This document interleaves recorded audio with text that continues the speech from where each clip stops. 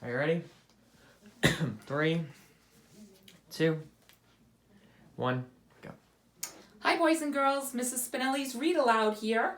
We are going to be reading aloud Poppy by Avi. I know this was started by The Substitute, but only 2 chapters were covered, so we're going to start from the beginning again in case anyone missed anything. The pictures or illustrations are by Brian Flocka, and when we do get to one, I will show the camera. I will be reading chapter 1 today. This is a great springtime book as it talks about animals, which is what we discuss in our science lessons during the last portion of the year. Chapter 1, Mr. Ocax. A thin crescent moon high in the sky shed faint white light over Dimwood Forest. Stars glowed, breezes full of ripe summer fragrance floated over nearby meadow and hill. Dimwood itself, veiled in darkness and utterly still. At the very edge of this forest stood an old, charred oak tree, on which sat a great horned owl.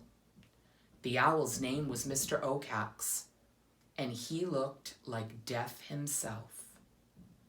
Mr. Ocax's eyes, flat upon his face, were round and yellow, with large ebony pupils that enabled him to see as few other creatures could.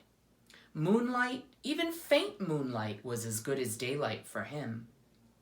With his piercing gaze, Mr. Ocax surveyed the lands he called his own, watching for the comings and goings of the creatures he considered his subjects and his dinners. He looked at Glitter Creek, home to the fish he found so appetizing, the tar road across which tasty rabbits were known to hop, Jay's Wood, where meaty chipmunks sometimes skittered before dawn. By swiveling his head, he searched the marsh for a savory frog, then Newfield, where usually he could count on a delicious vole or two. He looked at Grey House, where Farmer Lamott used to live, and then upon the old orchard. He even looked, nervously, toward New House. But nowhere did he see a thing to eat. Profoundly annoyed, Mr. Ocax was beginning to think he would have no dinner that night. But finally, there, near the top of Bannock Hill, where the ponderous pines had all been cut, where only a few struggling saplings and bushes grow, he saw movement. Just the glimmer of food was enough to cause his owl's heart to pound, his curved black beak to clack, his feathered horns to stand up tall. Mr. Ocax shifted his head from right to left, forward and back. When he did so, he beheld 2 mice. Of all the creatures the owl hunted, he enjoyed mice the most. They were the best eating, to be sure, but better still, they were the most fearful. And Mr. Ocax found deep satisfaction in having others afraid of him. And here, after a wait of nearly the whole night, were 2 savory subjects to terrify before he ate them. One of the 2, a deer mouse, crouched cautiously beneath a length of rotten bark.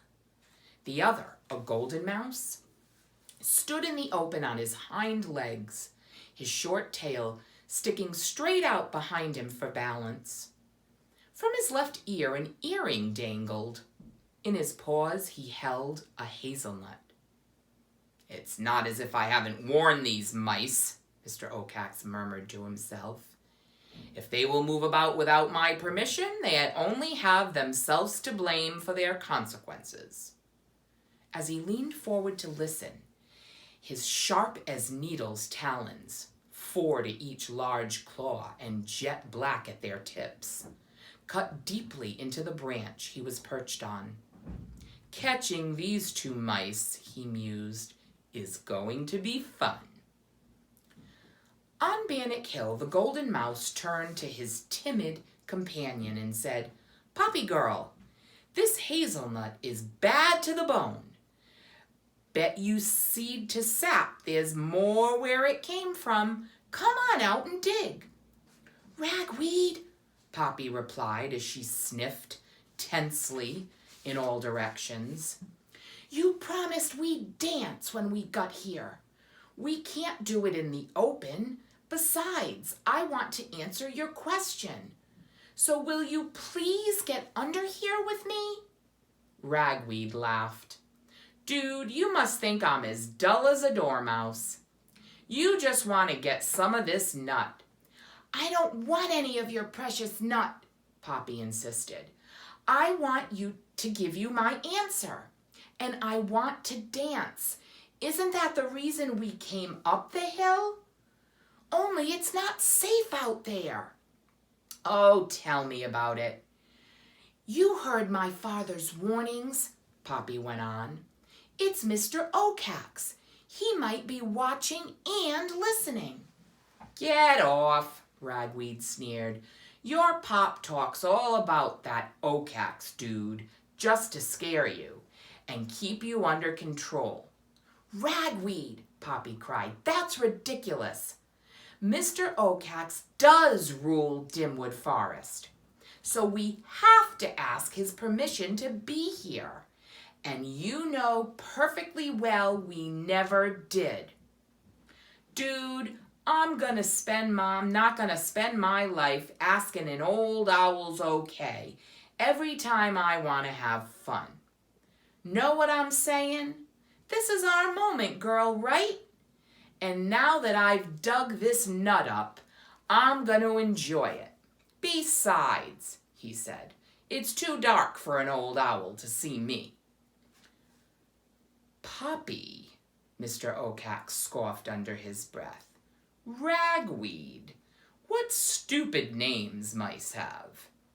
Now, if only that deer mouse will move just a little farther out from under cover, I'll be able to snare both mice at once."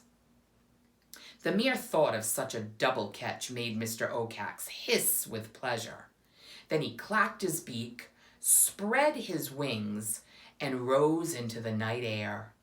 Up he circled, his fluted flight feathers beating the air silently. High above Bannock Hill he looked down. The golden mouse, the one eating the nut, was still in the open. So brazen, so foolish. Nevertheless, Mr. Oacax decided to hold back another moment to see if the deer mouse might budge. "Ragweed," Poppy pleaded, "please get under here." "Girl," Ragweed said, "do you know what your problem is? You let your tail lead the way." I'm going to show you the picture of the owl going into flight.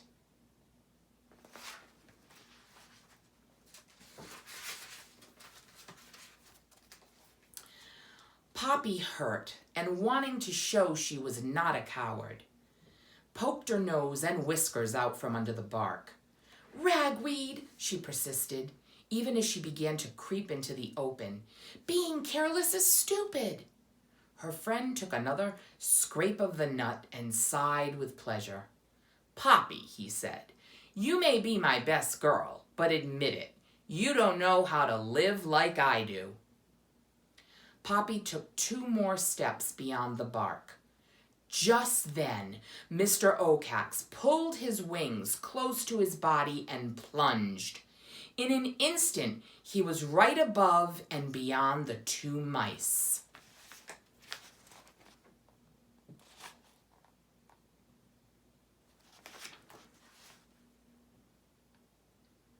Once there, he threw out his wings to break his speed, pulled back his head to protect his eyes, and thrust his claws forward and wide like grappling hooks to pounce. It was Poppy who saw him. "Ragweed!" she shrieked in terror as she hurled herself back under cover. "It's Oacax!" But the owl was already upon them. Down came his right claw. It scratched the tip of Poppy's nose. Down came his left claw. It was more successful, clamping around Ragweed's head and neck like a vise of needles, killing him instantly. The next moment, the owl soared back into the air, a lifeless ragweed, earring glittering in the moonlight, hung from a claw. As for the hazelnut nut, it fell to the earth like a cold stone. Powerful but leisurely strokes brought Mr. Oakax back to his watching tree. Once there, he shifted the dead ragweed from talon to beak in one gulp. The mouse disappeared down his throat, earring and all. His hunger momentarily satisfied, Mr. Oakax tilted back his head and let forth a long, low cry of triumph. Woo! Woo! Poppy did not hear the call. In her terror, she had fainted. Now she lay unconscious beneath the length of rotten bark. The owl did not mind. He had enjoyed the first mouse so much, he decided to wait for the second. Indeed, Mr. Oakax was not entirely sorry that Poppy had escaped. She was terrified, and he enjoyed that. And for sure, he would get her soon. Oh, yes, he murmured to himself. Mice are the most fun to catch. Then Mr. Oakax did the rare thing for an owl. He smiled. That's the end of chapter 1.